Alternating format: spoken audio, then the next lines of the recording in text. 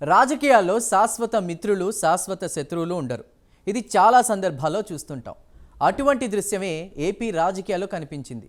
CM Jagan ఓడించేందుకు ఇద్దరు మాజీ సీఎంలు ఒకే వేదికపైకి రావడం ప్రత్యేక ఆకర్షణగా నిలిచింది.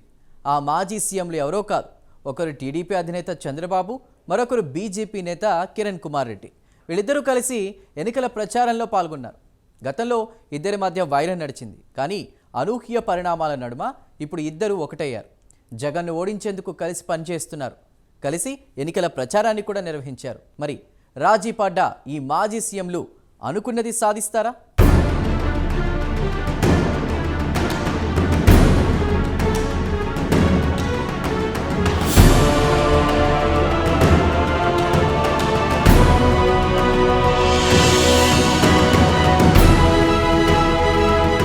ఇద్దరు మాజీ సీఎంలు చంద్రబాబు, కిరణ్ కుమార్ రెడ్డి ఒకప్పుడు బద్ధ శత్రువులు కూటమితో ఒక్కటయ్యారు.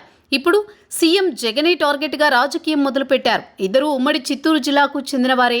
గతంలో కిరణ్ కుమార్ రెడ్డి ఉమ్మడి ఏపీ అసెంబ్లీకి స్పీకర్గా ఉన్నప్పుడు వీళ్ళిద్దరి మధ్య అనేక సార్లు వాగ్వాదం జరిగింది. తర్వాత కిరణ్ కుమార్ రెడ్డి సీఎం అయిన తర్వాత కూడా చాలా సందర్భాల్లో వీళ్ళిద్దరి మధ్య మాటల యుద్ధం జరిగింది. అనంతరం రాష్ట్ర విభజన తర్వాత చోటు చేసుకున్న రాజకీయ పరిణామాలతో కిరణ్ కుమార్ రెడ్డి జై సమైక్యాంధ్ర పార్టీ పెట్టి ఘోరంగా ఓడిపోయారు. తర్వాత 10 ఏళ్ల పాటు ఆయన సైలెంట్గానే ఉండిపోయారు. ఇటీవల కాషాయ తీర్థం పుచ్చుకున్న ఆయన తాజాగా రాజంపేట పార్లమెంటు స్థానం నుంచి బీజేపీ అభ్యర్థిగా బరిలోకి దిగారు. దీంతో కూటమి తరపున ఇప్పుడు కిరణ్ కుమార్ రెడ్డి నియోజకవర్గంలో చంద్రబాబు ప్రచారం చేయాల్సిన పరిస్థితి ఏర్పడింది. అయితే పొత్తు ధర్మాన్ని పాటిస్తూ ఇద్దరు సీఎంలు ఒకే వేదిక పైనుంచి ఎన్నికల ప్రచారం నిర్వహించారు. దీంతో బద్ధశత్రువులుగా ఉన్న నేతలు ఒక్కటిగా కలిసిపోవడం వంటి అరుదైన దృశ్యం రాజంపేటలో కనిపించింది.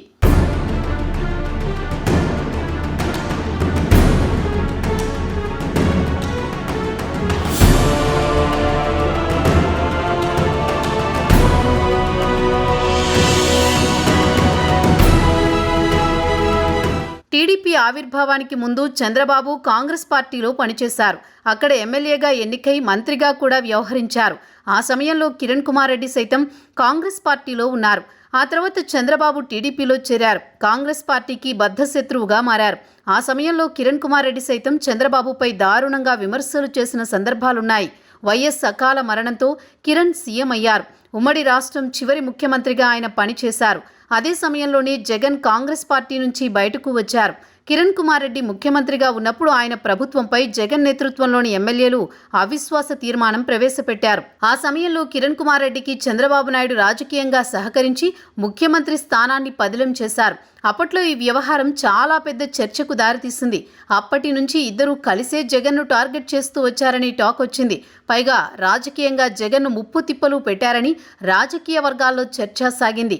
ఇప్పుడు జగన్ వారికి కొరకరాని కొయ్యగా మారాడు. బలమైన రాజకీయ నేతగా ఎదిగి ఎదురే లేని నాయకుడిగా ఉన్న జగన్ను ఎలాగైనా ఢీకొట్టాలనే ఉద్దేశంతో ఇద్దరు నేతలు ఒక్కటయ్యారు.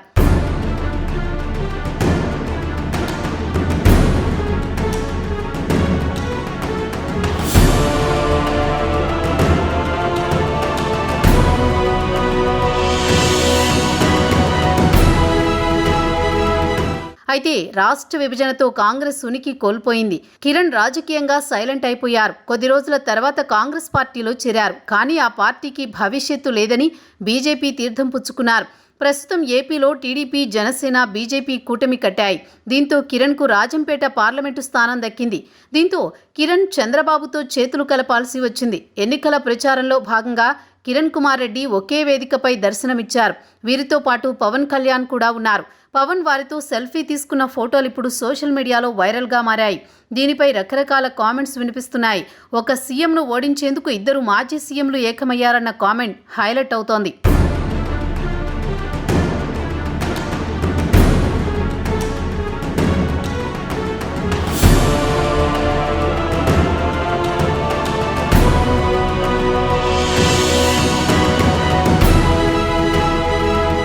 రాజంపేట పార్లమెంటు నియోజకవర్గం ఒకప్పుడు కాంగ్రెస్ కంచుకోట.